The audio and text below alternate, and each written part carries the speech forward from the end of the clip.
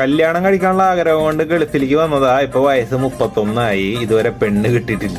സംഭവം അത് കേൾക്കുമ്പോൾ എനിക്ക് ഭയങ്കര ചിരി വരുന്നുണ്ട്. പക്ഷെ എനിക്ക് ചിരിക്കാൻ പറ്റില്ല. കാരണം അധികം വൈകാതെ തന്നെ ഈ ഒരു സിറ്റുവേഷനിൽ കൂടെ ഞാനും കടന്നു പോകുന്നുള്ളൊരു കാര്യം എനിക്ക് നല്ല രീതിയിൽ ഉറപ്പുണ്ട്. ഞാൻ മനസ്സിലാക്കിയുള്ള ഒരു കാര്യം പറഞ്ഞുതരാം. അതായത് കേരളത്തിലെ വിവാഹ മാർക്കറ്റില് ഇന്ന് പ്രവാസികൾക്കുള്ള റേറ്റിംഗ് വളരെ കുറവാണ്. ഞാൻ പറഞ്ഞത് നമ്മളെ പോലുള്ള സാധാരണ പ്രവാസികളുടെ കാര്യമായിട്ടാ. അല്ലാതെ ഇവിടെ നല്ല ജോലി, ശമ്പളവും നല്ല ലൈഫ് സ്റ്റൈലൊക്കെ ഉള്ള ആളുകളാണെന്നുണ്ടെങ്കിൽ അവർക്കെല്ലാം ഈസി ആയിട്ട് കിട്ടും. പിന്നെ എന്തൊക്കെ പറഞ്ഞാലും നമ്മൾ മിഡിൽ ക്ലാസ്സാ. അത്യാവശ്യം ലൈഫൊക്കെ ഒന്ന് സെറ്റിലായി വരുമ്പോഴേക്കും അത്യാവശ്യം നല്ല ടൈം എടുക്കും.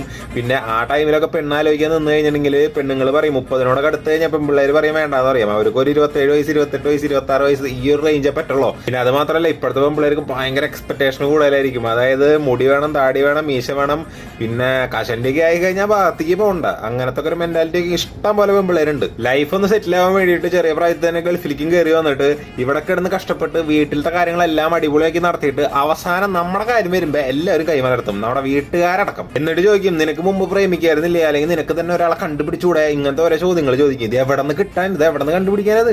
ഇപ്പോഴുള്ള മാട്രിമോണി എന്നൊക്കെ പറഞ്ഞ ഏതാണ്ട് ഡേറ്റിംഗ് ആപ്പ് പോലെയാണ്. ഇഷ്ടപ്പെട്ടു, ഇല്ലെങ്കിൽ സ്കിപ്പ് അടിച്ചു. ചില പെൺപിള്ളേർക്കും അവരുടെ വീട്ടുകാർക്കൊക്കെ ഉള്ള എക്സ്പെക്ടേഷനുകൾ കേട്ട് കഴിഞ്ഞാൽ കല്യാണം കഴിക്കേണ്ടത് തോന്നും. ചിലവർ ചോദിക്കുന്ന വെച്ചാൽ സ്വന്തമായിട്ട് വീടുണ്ടോ, സ്വന്തമായിട്ട് സ്ഥലമുണ്ടോ, പറമ്പുണ്ടോ, ശമ്പളം കിട്ടിക്കഴിഞ്ഞാൽ എത്ര വീട്ടിലേക്ക് കൊടുക്കും, എത്ര സേവിങ്സ് ഉണ്ട്, പിന്നെ എന്തൊക്കെ കാറുണ്ടോ, തേങ്ങയുണ്ടോ എന്നൊക്കെ ചോദിക്കും. പിന്നെ എന്തൊക്കെ പറഞ്ഞാലും ഇതൊക്കെ ഒരു സമയമാണ്. അതായത് റൈറ്റ് ടൈമിൽ റൈറ്റ് പേഴ്സൺ നമ്മുടെ ലൈഫിലേക്ക് വരാന്ന് പറഞ്ഞൊരു കോൺസെപ്റ്റ് ഉണ്ടല്ലോ. അപ്പോൾ ആ ഒരു കോൺസെപ്റ്റ് മനസ്സിൽ വെച്ച് തന്നെ അങ്ങോട്ട് പൊക്കോ, എന്തെങ്കിലും എവിടെയെങ്കിലും വെച്ച് കാണും.